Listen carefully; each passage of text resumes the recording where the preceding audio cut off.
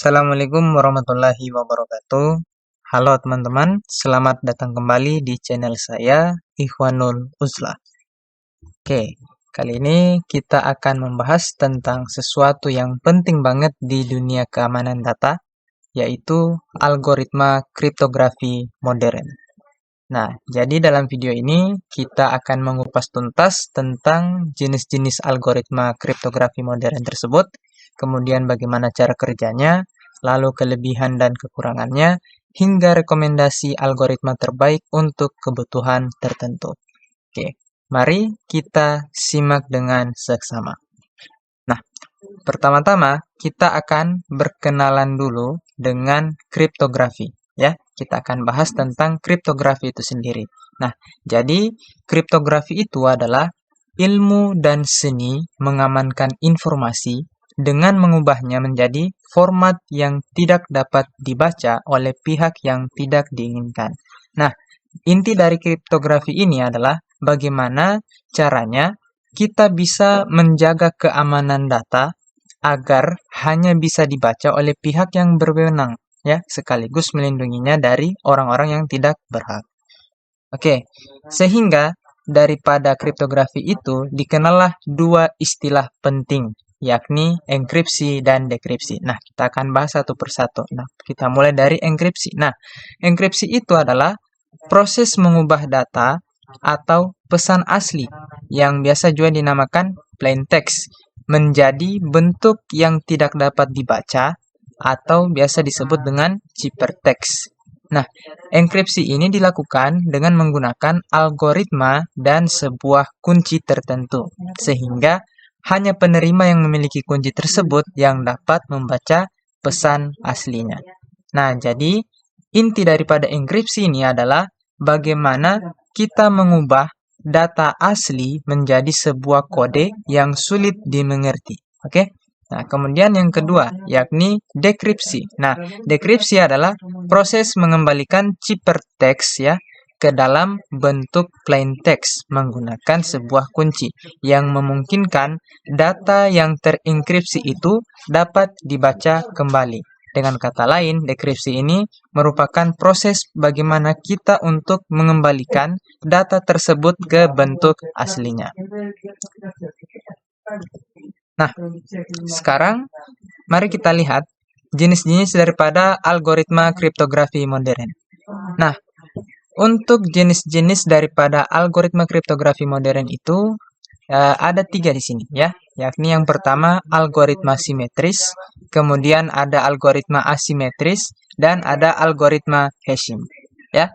Nah, untuk algoritma simetris ini yakni merupakan algoritma yang menggunakan satu kunci yang sama untuk melakukan enkripsi dan juga dekripsi.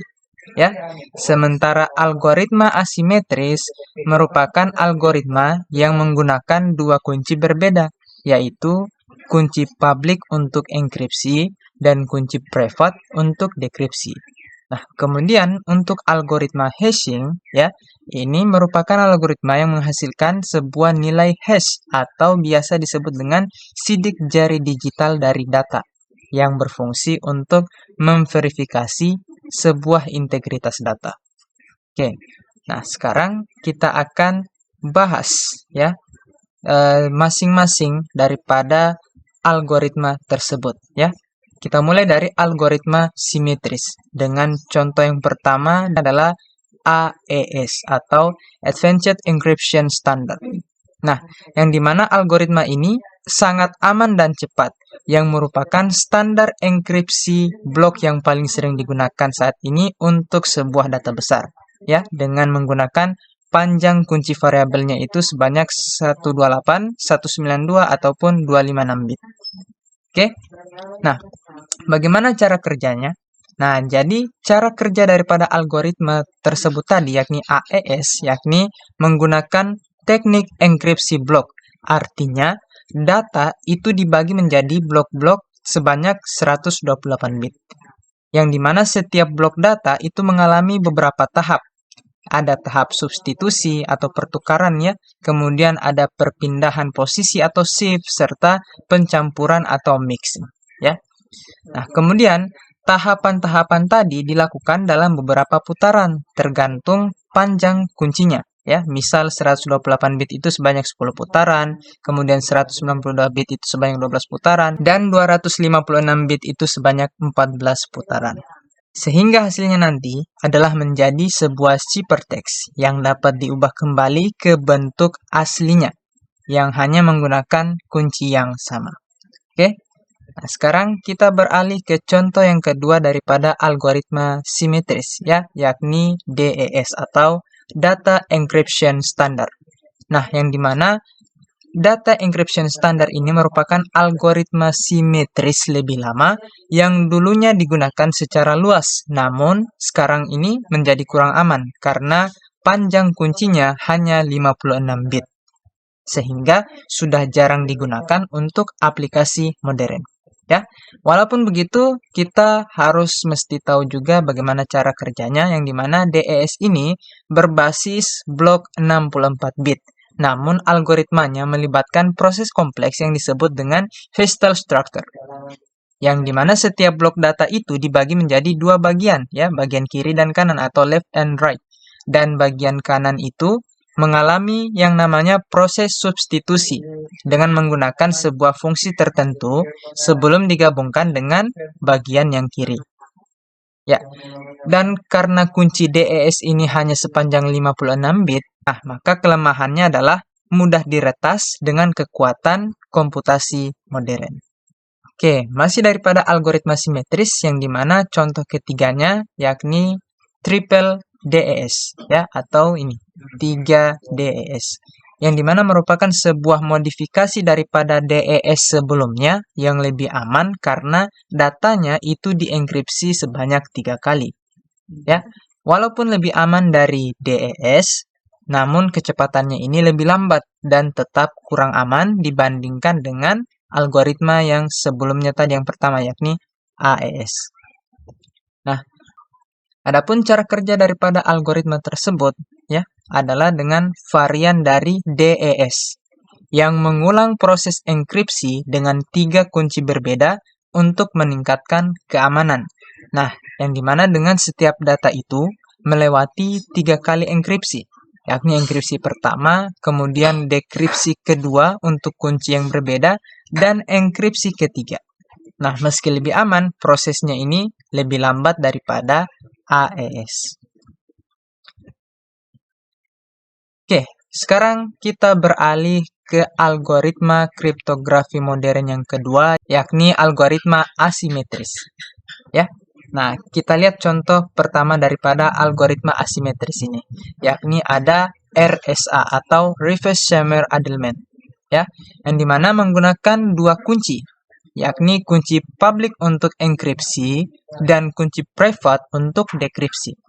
Nah, RSA ini bisa dibilang sangat aman, ya, namun lebih lambat dibanding dengan algoritma simetris. Nah, dan banyak digunakan dalam protokol keamanan seperti SSL dan TLS.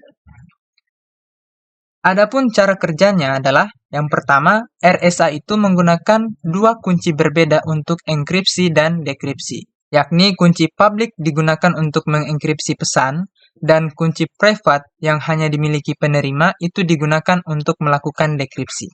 Ya, kemudian RSA itu bekerja dengan memanfaatkan sifat bilangan prima besar, yang dimana pesannya itu dikonversi menjadi angka dan diproses dengan eksponen atau kunci publik untuk menghasilkan ciphertext. Nah, kemudian keamanan RSA itu bergantung pada kesulitan memfaktorkan bilangan besar menjadi faktor primanya yang sangat sulit tanpa kunci private. Oke, sekarang di contoh kedua daripada algoritma asimetris, yakni ECC atau Elliptic Curve Cryptography, yang dimana algoritma asimetris ini merupakan algoritma yang lebih efisien dibanding RSA tadi karena menggunakan kurva elips untuk enkripsi, yang membuatnya lebih cepat dan lebih hemat daya, sehingga ECC itu sangat cocok untuk perangkat seluler. Nah, adapun cara kerja daripada algoritma tersebut, yakni yang dimana ECC itu menggunakan kurva elips untuk membuat kunci public dan private. Nah, kurva ini memiliki persamaan khusus yang memanfaatkan titik-titik pada kurva elips untuk mengenkripsi data. Nah, kemudian pesannya itu diubah menjadi koordinat titik pada kurva, lalu dienkripsi dengan kunci publik. Ya, untuk dekripsinya, penerima menggunakan kunci privatnya untuk mengembalikan koordinat titik tersebut menjadi pesan asli. Nah, dan karena kompleksitas kurva elips, sehingga ECC itu lebih efisien dan membutuhkan kunci yang lebih kecil daripada RSA untuk keamanan yang setara. Nah, sekarang kita beralih ke algoritma kriptografi modern yang ketiga, yakni algoritma hashing. Ya, nah, kita lihat contoh daripada algoritma hashing ini. Yang pertama ada SHA-256 atau Secure Hash Algorithm. Nah, yang dimana menghasilkan sebuah nilai hash tetap sepanjang 256 bit. Kemudian sangat aman dan digunakan secara luas di blockchain dan pengamanan data. Nah, adapun cara kerjanya, yakni SHA-256 itu mengambil input data dan menghasilkan hash 256 bit yang unik. Kemudian datanya itu dipecah menjadi blok-blok 512 bit dan masing-masing blok itu diproses dalam beberapa putaran. Sehingga hasil akhirnya adalah nilai hash yang tidak dapat dibalik atau direkayasa. Nah, SHA-256 ini banyak digunakan di blockchain karena tingkat keamanannya yang tinggi. Oke, kemudian contoh kedua daripada algoritma hashing ada MD5 atau Message Digest Algorithm. Nah, algoritma hash ini yang lebih tua dengan panjang hash yakni 128 bit. Nah, MD5 ini rentan terhadap serangan kolisi, di mana dua input berbeda menghasilkan hash yang sama. Karena kelemahan ini, penggunaannya sudah menurun dan kurang disarankan. Nah, adapun cara kerjanya yakni mirip dengan SHA-256 tadi, yang dimana MD5 mengubah data menjadi nilai hash tetap tetapi sepanjang 128 bit. Kemudian MD5 itu menggunakan operasi ya seperti bitwise, penggantian, dan rotasi untuk menghasilkan nilai hash. Namun sayangnya, algoritma ini rentan terhadap kolisi sehingga kurang aman untuk aplikasi modern yang membutuhkan integritas tinggi. Nah, baik. Setelah kita mengetahui jenis-jenis daripada algoritma kriptografi modern tadi, nah sekarang kita beralih ke masing-masing kelebihan dan kekurangan daripada algoritma yang sudah saya paparkan tadi. Ya, supaya kita lebih paham, mari kita lihat kelebihan dan kekurangannya dari beberapa algoritma kriptografi yang populer ini. Oke, yang pertama, algoritma AES. Ya, yang dimana jenisnya tadi adalah algoritma yang simetris. Nah, kelebihannya ini adalah sangat aman, kemudian standar untuk enkripsi data modern, dan proses enkripsinya cepat. Ya. Namun kekurangan daripada algoritma ini, yakni kuncinya itu panjang, sehingga menyebabkan penggunaan lebih banyak memori. Nah, itu yang pertama. Nah, algoritma yang kedua tadi, yang masih jenis simetris, ya, yakni algoritma DES, yang dimana memiliki kelebihan mudah dipahami dan implementasikan. Namun kekurangannya adalah rentan terhadap serangan brute force karena panjang kunci yang pendek. Kemudian jenis simetris yang ketiga yakni algoritma triple dash, ya, yang dimana kelebihannya adalah lebih aman dari DES karena 3 kali enkripsi. Namun kekurangannya adalah prosesnya lambat karena boros sumber daya dan tidak efisien dibandingkan AES. Nah, kita beralih ke algoritma yang jenisnya asimetris, ya, yakni RSA. Nah, untuk kelebihannya adalah yang pertama sangat aman dengan kunci public dan private yang berbeda. Kemudian yang kedua cocok untuk transfer data kecil. Namun kekurangannya adalah prosesnya itu lambat dan membutuhkan banyak memori untuk data besar. Kemudian yang kedua daripada jenis asimetris ini yakni algoritma ECC, yang dimana kelebihannya yakni keamanan tinggi dengan panjang kunci lebih kecil dan efisien untuk perangkat dengan daya terbatas. Namun kekurangannya adalah implementasinya itu rumit dibandingkan dengan RSA. Oke, kemudian kita beralih ke jenis algoritma yang ketiga yakni hashing. Nah, yang dimana yang pertama adalah SHA-256. Nah, kelebihan yang dimilikinya adalah sangat aman dan banyak digunakan di blockchain. Namun kekurangannya adalah memakan lebih banyak waktu dan daya komputasi dibandingkan hash lain. Dan algoritma yang terakhir yang masih di jenis hashing adalah MD5, yang dimana kelebihannya adalah cepat dalam proses hashing dan cocok untuk verifikasi data sederhana. Namun kekurangan yang dimiliki adalah rentan terhadap kolisi sehingga kurang aman untuk aplikasi kritis. Nah, baik, setelah kita mengetahui kelebihan dan kekurangan dari masing-masing algoritma, sekarang kita bisa membandingkan algoritma tersebut berdasarkan panjang kuncinya, kemudian kecepatannya, dan tingkat keamanannya. Ya, misal kita mulai lagi dari yang pertama, yang masih di jenis simetris, ya, yakni algoritma AES. Nah, panjang kunci yang dimiliki adalah sebanyak 128 atau 192 atau 256 bit, yang dimana kecepatannya itu sangat cepat, terutama dengan perangkat keras atau hardware. Nah, untuk tingkat keamanannya bisa dibilang tinggi dan standar untuk enkripsi modern, sehingga efisiensinya sangat efisien untuk data besar. Untuk algoritma DES, nah yang masih di jenis simetris, itu panjang kuncinya 56 bit. Nah, kemudian kecepatannya relatif cepat, dan tingkat keamanannya itu bisa dibilang rendah, dan rentan terhadap brute force. Sehingga efisiensinya itu tidak efisien karena rentan. Kemudian algoritma triple dash yang masih di jenis simetris ya. Panjang kuncinya itu 168 bit atau 3 kali 56 bit. Yang dimana kecepatannya itu lambat dibanding AES. Dan tingkat keamanannya bisa dibilang sedang sehingga lebih aman dari DES. Dan untuk efisiensinya itu bisa dibilang kurang efisien karena memakan banyak sumber daya. Oke, kemudian untuk di jenis asimetris ada algoritma RSA yang memiliki panjang kunci 1024 hingga 4096 bit, yang dimana kecepatannya itu lambat untuk data besar. Namun tingkat keamanannya bisa dibilang tinggi, tetapi memerlukan kunci yang panjang, sehingga efisiensinya itu efisien hanya untuk transfer data kecil. Nah, kemudian ada algoritma ECC yang masih di jenis asimetris. Nah, panjang kuncinya itu 160 hingga 521 bit. Nah, kecepatannya bisa dibilang cepat dibandingkan RSA dan tingkat keamanannya pun tinggi, bahkan dengan kunci yang lebih kecil.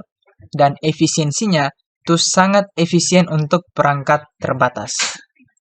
Nah, kita beralih ke jenis hashing ya, yang dimana ada algoritma SHA-256 dengan panjang kunci 256 bit atau hash outputnya dan kecepatannya itu relatif lambat dibandingkan dengan MD5.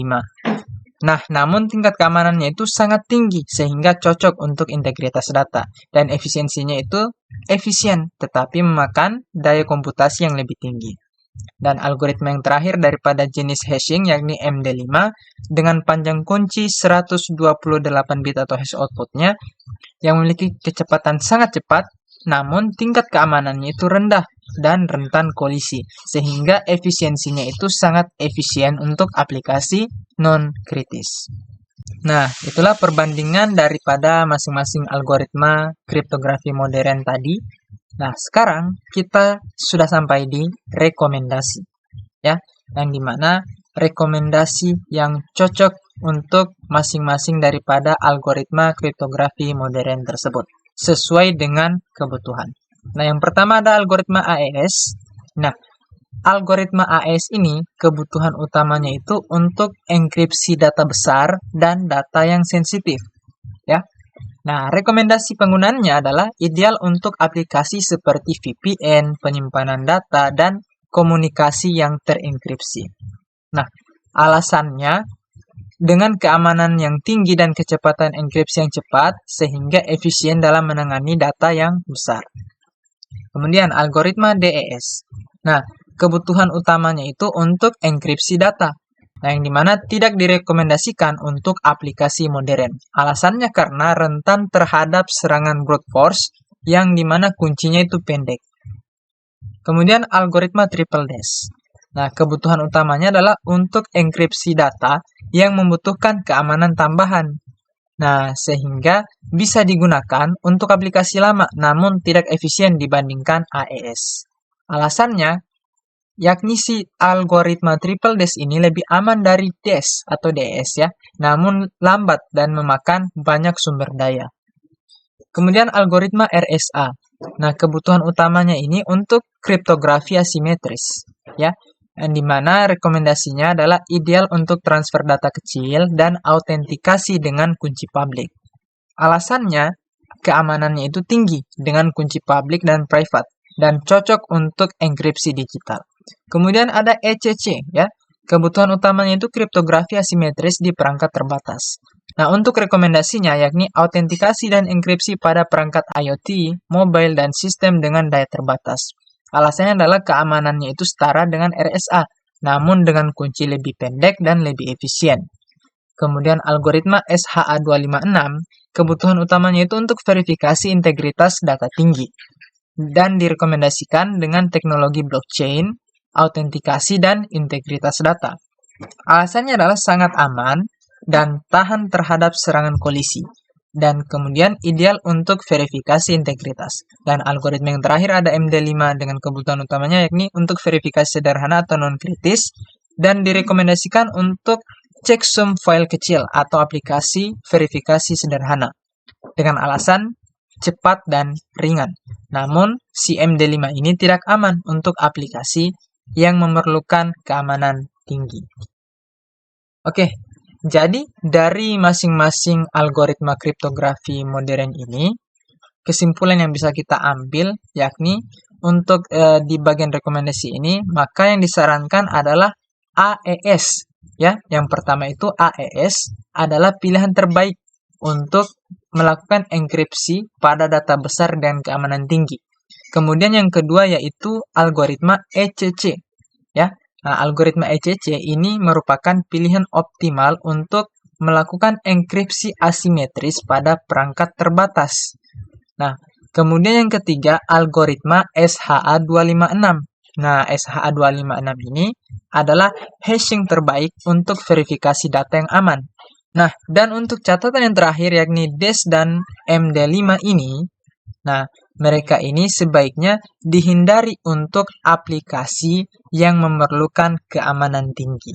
Oke, dengan begitu, maka kesimpulan yang bisa kita ambil daripada kriptografi modern ini, yakni kriptografi modern itu merupakan fondasi keamanan data yang sangat penting dalam dunia digital. Nah, dengan algoritma yang tepat, kita dapat melindungi data, menjamin integritasnya, serta memastikan komunikasi tetap aman dan rahasia. Nah, algoritma kriptografi modern yang telah saya paparkan sebelumnya tadi, nah, itu tergantung kebutuhan kita. Jadi, pilihan algoritma yang digunakan harus mempertimbangkan kecepatan, keamanan, dan efisiensi sesuai kebutuhan. Oke, itulah pembahasan lengkap dan sederhana tentang algoritma kriptografi modern dari saya. Semoga video ini membantu teman-teman dalam memahami jenis-jenis algoritma kriptografi modern, kemudian cara kerjanya, serta kelebihan dan kekurangannya. Nah, dan jangan lupa untuk memilih algoritma yang sesuai dengan kebutuhan keamanan teman-teman. Nah, jika teman-teman punya pertanyaan, silakan tulis di kolom komentar ya. Dan jangan lupa subscribe, like, and share video ini kalau bermanfaat. Terima kasih sudah menonton dan sampai jumpa di video berikutnya. Terima kasih. Wassalamualaikum warahmatullahi wabarakatuh. Like a Hellcat.